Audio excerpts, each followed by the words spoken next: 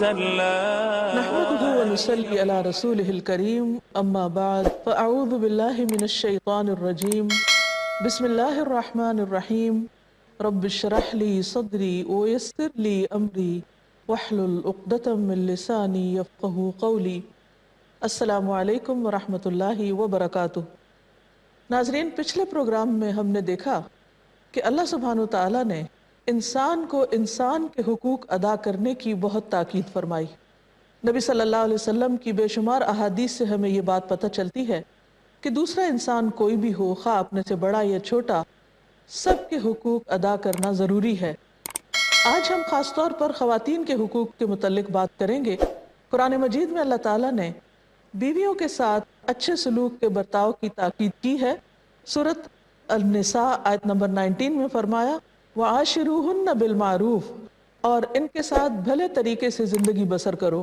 فرمایا یا ایھا الذین آمنوا، اے لوگو جو ایمان لائے ہو، لا یحل لکم ان ترثوا النساء کرہا، تمہارے لیے جائز نہیں، تمہارے لیے حلال نہیں کہ تم زبردستی عورتوں کے وارث بن بیٹھو۔ ولا تعدلوهن لتذهبوا ببعض ما آتیتموهن الا ان یأتین بفاحشۃ مبینۃ، اور نہ ہی انہیں اس لیے روک لو کہ جو مال مہر وغیرہ تم انہیں دے چکے ہو اس کا کچھ حصہ اڑا لو، الا یہ کہ وہ صریح بدچلنی کا ارتکاب کریں۔ وعاشروہن بالمعروف، اور ان کے ساتھ بھلے طریقے سے زندگی بسر کرو۔ فإن کرہتموہن، پھر اگر تم انہیں ناپسند بھی کرو، فعسیٰ ان تکرہوا شیئا، تو ہو سکتا ہے کہ ایک چیز تمہیں ناپسند ہو۔ وَيَجْعَلَ اللَّهُ فِيهِ خَيْرًا كَثِيرًا، اور اللہ تعالیٰ اس میں بہت بڑی خیر ڈال دے۔ تو اس آیت میں ہمیں بہت سے حقوق کا پتہ چلتا ہے، خاص طور پر دور جاہلیت کی بری رسموں کے بارے میں بہت وضاحت سے یہاں معلومات ہمیں ملتی ہیں۔ اس آیت سے ہمیں خواتین کے بہت سے حقوق کے بارے میں پتہ چلتا ہے۔ خاص طور پر اہل ایمان کو تاکید کی گئی ہے کہ تم دور جاہلیت کے طریقوں کو چھوڑ دو، اور جس طرح اس دور میں شوہر کے مرنے کے بعد شوہر کے رشتہ دار عورت کو بھی مال وراثت سمجھ کر اس پر اپنا حق جماتے تھے اور اس کو اس کی مرضی کے مطابق زندگی بسر کرنے کی اجازت نہیں ہوتی تھی۔ مثلا یہ کہ ابن عباس کہتے ہیں کہ جاہلیت میں اگر کسی عورت کا شوہر مر جاتا تو شوہر کے رشتہ دار اس عورت کے زیادہ مستحق سمجھے جاتے۔ ان میں سے اگر کوئی چاہتا تو اس سے شادی کر لیتا، اور اگر شادی نہ کرنا چاہتا خود تو کسی اور سے جہاں اس کا اپنا دل چاہتا نہیں وارث کا، وہ وہاں اس کی شادی کرتا، اور اس میں عورت سے پوچھا نہیں جاتا تھا، یا پھر شادی کی ہی نہیں جاتی تھی اور اس کو ساری زندگی سسرال کی مرضی کے مطابق رہنے کا حکم ملتا، اور یہ بہت ہی زیادتی کی بات تھی۔ اس سے مسلمانوں کو روکا گیا ہے۔ اور دوسری بات یہ کہی گئی کہ تم عورتوں کو اس لیے مت روکو تاکہ ان کو جو کچھ تم نے دیا ہے وہ ان سے لے سکو، اور یہ بات بھی جائز نہیں کہ شوہر بیوی کو کچھ دینے کے بعد، یعنی مہر وغیرہ کی ادائیگی کے بعد، پھر واپس اس سے وہ مال لے لے اور کسی طرح کی الزام تراشی کر کے اس کو بدنام کرے، اور جو اسے دیا ہے وہ اس سے واپس لے لے اگر اس کے ساتھ نباہ نہیں ہو رہا۔ ایسے میں کرنا کیا چاہیے؟ اس کے لیے بہت ہی جامع الفاظ میں فرمایا وَعَاشِرُوهُنَّ بِالْمَعْرُوفِ، کہ ان کے ساتھ بھلے طریقے سے زندگی بسر کرو۔ یعنی جو پیمانہ دیا گیا، جو کرائیٹیریا دیا گیا، وہ ہے معروف کا، کہ جو معروف کے مطابق، عقل سمجھ کے مطابق، عدل و انصاف کے مطابق ان کے حقوق بنتے ہیں وہ انہیں دیے جائیں، اور پھر ان کے ساتھ اچھے طریقے سے زندگی بسر کی جائے، جو ایک معقول اور ایک شریف انسان کا طریقہ ہو سکتا ہے۔ اس سلسلے میں علامہ جساس کہتے ہیں کہ یہاں پر خامندوں کو حکم دیا جا رہا ہے کہ بیویوں کے ساتھ رہتے ہوئے حسن سلوک کا مظاہرہ کریں، اور معروف میں کیا کچھ شامل ہے کہ شوہر بیوی کو اس کا مہر پورے کا پورا ادا کرے، اگر ایک سے زیادہ بیوی ہے تو عدل و انصاف سے کام لے، باری تقسیم کرے، بیوی کے ساتھ بلا وجہ سخت کلامی کر کے اس کو ایذا نہ دے، اس سے روح گردانی کر کے کسی اور عورت کی طرف میلان نہ رکھے، اس کے سامنے ترش روح ہو کر تیوری چڑھا کر نہ رہے، یعنی بلا وجہ بد مزاجی کا مظاہرہ نہ کرے۔ یہ تمام چیزیں معروف کے خلاف ہیں۔ تو اللہ تعالیٰ نے معروف کا حکم دے کر یا معروف کی شرط لگا کر حقوق کو بہت جامع اور بہت وسیع انداز میں بیان کر دیا کہ انسان بار بار کسی سے یہ نہیں پوچھے گا کہ مجھے کیا کرنا چاہیے کیا نہیں. انسان کی جو کامن سینس ہے وہ اسے خود بتاتی ہے کہ کیا چیز کسی کے لیے اچھی ہے اور کیا نہیں. اور اس سلسلے میں اسلام کا دیا ہوا جو ایک کرائٹیریا ہے کہ دوسرے کے لیے وہی پسند کرو جو اپنے لیے کرتے ہو. نبی صلی اللہ علیہ وسلم نے بہترین انسان کا جو کرائٹیریا بتایا ہے خصوصاً شوہر کے لیے، آپ صلی اللہ علیہ وسلم نے فرمایا خیرکم خیرکم للنساء، تم میں سے بہتر شخص وہ ہے جو اپنی بیویوں کے لیے اچھا ہے، عورتوں کے حق میں اچھا ہے. یہ صحیح الجامع صغیر کی حدیث ہے. اسی طرح رسول اللہ صلی اللہ علیہ وسلم نے ایک اور موقع پر فرمایا کہ لوگوں سنو، عورتوں کے حق میں خیر اور بھلائی کی بات قبول کرو، یعنی جو نصیحت میں تم کو کر رہا ہوں اس کو توجہ سے سنو اور اس پر عمل کرو. وہ تمہارے پاس قیدیوں کی طرح ہیں، خبردار رہو. جیسے عورتوں پر مردوں کے حقوق ہیں ویسے ہی مردوں پر عورتوں کے حقوق ہیں. سن لو کہ تم پر ان کے یہ حقوق ہیں کہ تم ان کو لباس اور کھانا دینے میں حسن سلوک کرو. یعنی ایسے نہیں کہ جیسے کوئی انسان اپنے خادم یا غلام کو دیتا ہے یا کسی پر احسان جتاتے ہوئے اس کو کوئی چیز دیتا ہے، نہیں، یہ بیویوں کا حق ہے. اور کسی کو اس کا حق دینا دراصل اپنی ذمہ داری پوری کرنا ہوتا ہے. جیسے اور بہت سی زندگی میں انسان پر ذمہ داریاں ہوتی ہیں، تو اگر کوئی بھی ذمہ داری انسان پوری کر رہا ہے تو اس کا یہ مطلب نہیں کہ وہ کسی پر احسان کر رہا ہے، وہ دراصل اپنے آپ پر ہی احسان کر رہا ہے. اس سلسلے میں معاویہ کہتے ہیں کہ میں نے عرض کیا یا رسول اللہ صلی اللہ علیہ وسلم، ہم پر اپنی بیوی کا کیا حق بنتا ہے، یعنی ہماری کیا ذمہ داری ہے اس کے معاملے میں؟ آپ نے فرمایا جب تم کھاؤ تو اسے کھلاؤ، جب تم پہنو تو اسے بھی پہناؤ، یعنی ساتھ ساتھ چلو. اس کے چہرے پر نہ مارو، گالیاں مت دو، اس سے قطع تعلق ہی نہ کرو، اور اگر ہو تو صرف گھر کی حد تک، یعنی کہ گھر چھوڑ کے چلے جاؤ یا اس کو گھر سے کک آؤٹ کر دو. یہ اسلامی اخلاق اور اسلامی طریقہ نہ ہوگا. نبی صلی اللہ علیہ وسلم کا اپنا اسوہ حسنہ ہم سب کے لیے ایک بہترین مثال ہے. اس میں ہم دیکھتے ہیں کہ نبی صلی اللہ علیہ وسلم جب گھر میں تشریف فرما ہوتے تو گھر والوں کو ان کے کام کاج میں مدد بھی دیتے تھے، ان کے ساتھ ہلکی پھلکی بات چیت ہوتی اور ان کے ساتھ گھل مل جاتے تھے. یعنی ایک فاصلہ یا ڈسٹنس یا اپنی ایک سپر حیثیت بنا کر نہیں رکھتے تھے، بلکہ ان کے ساتھ ہنسی مذاق بھی ہوتا، گفتگو ہوتی، کھانا پینا ہوتا. لیکن حضرت عائشہ فرماتی ہیں کہ جس وقت نماز کا وقت ہوتا، اذان ہو جاتی، تو فوراً نماز کی طرف رجوع کرتے، یعنی مسجد کے لیے تشریف لے جاتے اور ہم سے اجنبی ہو جاتے.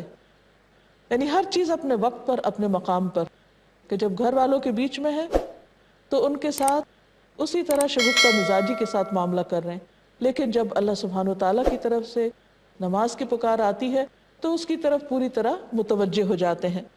آپ صلی اللہ علیہ وسلم نے یہ بھی فرمایا کہ خیرکم خیرکم لأہلہ وأنا خیرکم لأہلی، تم میں بہترین شخص وہ ہے جو اپنے اہل و عیال کے لیے، یعنی اپنی بیوی کے لیے اچھا ہو، اور تم میں سے میں سب سے زیادہ اپنے اہل و عیال کے لیے اچھا ہوں. ہمارے ہاں تو اگر کوئی شوہر اپنی بیوی کے ساتھ حسن سلوک کرے تو اس کو طعنے دیے جاتے ہیں کہ وہ زن مرید ہے اور بیوی کا غلام ہے. حالانکہ نبی صلی اللہ علیہ وسلم اپنی مثال دے کر فرماتے ہیں کہ میں تم میں سب سے زیادہ اپنی بیویوں کے حق میں اچھا ہوں، اور تم میں بھی سب سے اچھا وہی انسان ہوگا کہ جو اپنے گھر والوں کے لیے اچھا ہوگا. اس کی وجہ کیا ہے؟ اس کی وجہ یہ ہے کہ گھر انسان کے لیے ایک امتحان کی جگہ ہے جہاں انسان کا اچھا برا سب جانا پہچانا جاتا ہے. انسان گھر کے اندر مصنوعی شکل اختیار نہیں کر سکتا، تصنع سے کام نہیں لے سکتا، اس کی اصل کھل کر گھر والوں کے سامنے نہیں آتی. آپ صلی اللہ علیہ وسلم نے اچھا انسان ہونے کے لیے گھر کے اندر اچھا ہونے کو معیار کیوں قرار دیا؟ اس کی وجہ یہ ہے کہ گھر کے اندر کوئی شخص زیادہ دیر تک تصنع اختیار نہیں کر سکتا، یعنی مصنوعی پن کا مظاہرہ نہیں کر سکتا. گھر میں انسان کی اصل حقیقت سامنے آتی ہے، وہ جیسا ہوتا ہے ویسا ہی نظر آتا ہے. اس لیے یہ نہیں کہا کہ جو گھر سے باہر لوگوں کے ساتھ خوش مزاج ہوگا وہ سب سے اچھا انسان ہے. ٹھیک ہے، وہ بھی اچھا ہے جو ہر ایک کے ساتھ اچھا برتاؤ کرتا ہے، لیکن انسان عام طور پر گھر سے باہر کچھ دیر کے لیے ہوتا ہے، جیسے کسی دفتر میں کام کر رہا ہے یا کہیں تجارت ہے، لین دین کا ہے لوگوں کے ساتھ، تو اس میں وقتی طور پر انسان اپنے مفاد کے لیے اپنے جذبات پہ قابو بھی پا لیتا ہے۔ اگر کوئی بات بری بھی لگے تو اس لیے کنٹرول کر لیتا ہے کہ اگر یہاں پر میں نے غصے کا اظہار کیا تو میری تجارت میں یا میرے کاروبار میں یہ چیز نقصان دہ ہوگی۔ تو بہت سے اور فیکٹرز انسان کی بد اخلاقی کو کنٹرول کر لیتے ہیں۔ لیکن جب انسان گھر کے اندر ہوتا ہے تو کوئی اس کو پکڑنے والا نہیں ہوتا، کوئی اس کو پوچھنے والا نہیں ہوتا، خصوصاً مرد، کیونکہ وہ گھر میں قوام کی حیثیت سے ہے، اس کا ایک مقام ہے، ایک رول ہے۔ اس بنا پر بعض اوقات جہاں اتھارٹی ہوتی ہے وہاں انسان بعض اوقات ظلم و زیادتی بھی کرنے لگتا ہے۔ حقیقت یہ ہے کہ جس کے پاس ایک اتھارٹی ہوتی ہے یا پوزیشن ہوتی ہے تو بسا اوقات اس سے دوسروں پر کچھ نہ کچھ زیادتی بھی ہو جاتی ہے۔ چھوٹی موٹی کمی بیشی تو ہر ایک سے ہوتی ہے، لیکن بعض اوقات جب بڑی بڑی زیادتیاں ہونے لگیں تو یہ ایک الارمنگ سچویشن ہوتی ہے۔ اس سلسلے میں انسان کو بہت محتاط ہونے کی ضرورت ہے، کیونکہ قیامت کے دن انسان کو اپنے تمام اعمال دیکھنے ہوں گے۔ وَمَن يَعْمَلْ مِثْقَالَ ذَرَّةٍ خَيْرًا يَرَهُ، کہ ایک ذرے کے برابر بھی اگر کسی کی خیر ہوگی تو وہ بھی اس کے سامنے آ جائے گی، اور اسی طرح اگر ذرے کے برابر بھی کسی نے کوئی برائی کی ہوگی تو وہ بھی اس کو دکھا دی جائے گی، کسی کا کچھ بھی چھپا نہ رہ جائے گا۔ اس لیے کبھی بھی انسان یہ نہ سمجھے کہ اگر وہ دنیا میں کسی کو دبا کے رکھے گا یا اس کا حق نہیں دے گا اور وہ انسان مظلوم ہے، کسی سے کچھ فریاد بھی نہیں کر سکتا یا اپنے حقوق لینے کے قابل نہیں ہے، تو یہ معاملہ ایسے ہی دنیا میں موت کے ساتھ ہی ختم ہو جائے گا۔ ایسا نہیں ہے۔ قیامت کے دن جتنے بھی مظلوم ہیں ان سب کو اللہ سبحانہ و تعالیٰ حق دلائیں گے، حتیٰ کہ اگر ایک بغیر سینگ کے بکری کو سینگ والی بکری نے اس کو ٹکر ماری ہوگی اپنے سینگ کے ساتھ، اور دوسری چونکہ اس کا سینگ نہیں تھا وہ جواب نہیں دے پائی دنیا میں، تو قیامت کے دن ان کا بھی قصاص ہوگا، ان کے درمیان بھی لین دین ہو جائے گا، اور اس کے بعد ان سب کو ختم کر دیا جائے گا۔ یعنی اللہ تعالیٰ کا جو عدل ہے وہ بے لاگ ہے، اس سے کوئی بھی بچا ہوا نہیں ہے، نہ کوئی انسان اور نہ کوئی جانور۔ اس لیے ہمیں اللہ سے ڈرتے ہوئے بہت محتاط زندگی بسر کرنے کی ضرورت ہے۔ اس سلسلے میں پھر یاد رہے کہ بہترین نمونہ نبی صلی اللہ علیہ وسلم کا نمونہ ہے۔ ہم دیکھتے ہیں کہ آپ اپنے گھر والوں کے لیے انتہائی مہربان اور شفیق تھے۔ کہیں ایسی بات نہیں پتہ چلتی کہ آپ گھر میں بہت زور سے بولتے ہوں، شاؤٹ کرتے ہوں یا ڈانٹ ڈپٹ کرتے ہوں یا گھر والوں پر ایک مصنوعی قسم کا روب ڈال رکھا ہو، ہرگز نہیں۔ حدیث میں آتا ہے، جابر بن عبداللہ کہتے ہیں کہ نبی صلی اللہ علیہ وسلم اپنے گھر والوں کے لیے انتہائی نرم مزاج تھے۔ حضرت عائشہ جب بھی آپ سے کسی چیز کی کوئی فرمائش کرتی تو آپ اس کو پورا کر دیا کرتے تھے۔ پھر اسی طرح آپ صلی اللہ علیہ وسلم گھر والوں کے بیچ میں ایک بہت نارمل زندگی گزارتے تھے، یعنی آپ کے اور ان کے درمیان فاصلے نہیں تھے، کوئی خوف یا اجنبیت کی کیفیت نہیں تھی۔ مثلا ہم دیکھتے ہیں کہ ایک سفر میں حضرت عائشہ کہتی ہیں کہ میں آپ کے ساتھ تھی اور میں نے آپ کے ساتھ دوڑ لگائی اور میں جیت گئی۔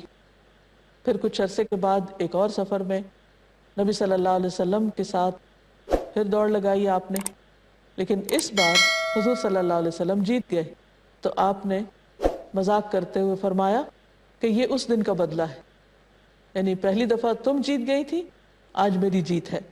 یہ ہلکی پھلکی بات چیت اور اس طرح کی دل لگی گھریلو زندگی کو خوشگوار بنا دیتی ہے۔ پھر اسی طرح بیوی کے شوق کا لحاظ رکھنا بھی ہمارے دین کا حصہ ہے۔ حضرت عائشہ کہتی ہیں کہ میں گڑیوں سے کھیلا کرتی تھی اور میرے ساتھ میری سہیلیاں بھی کھیلتی تھی۔ جب نبی صلی اللہ علیہ وسلم گھر تشریف لاتے تو وہ سب ادھر ادھر چھپ جاتی۔ آپ صلی اللہ علیہ وسلم ایک ایک کو ڈھونڈتے اور میرے پاس بھیجتے تاکہ ہم سب مل کے کھیلیں۔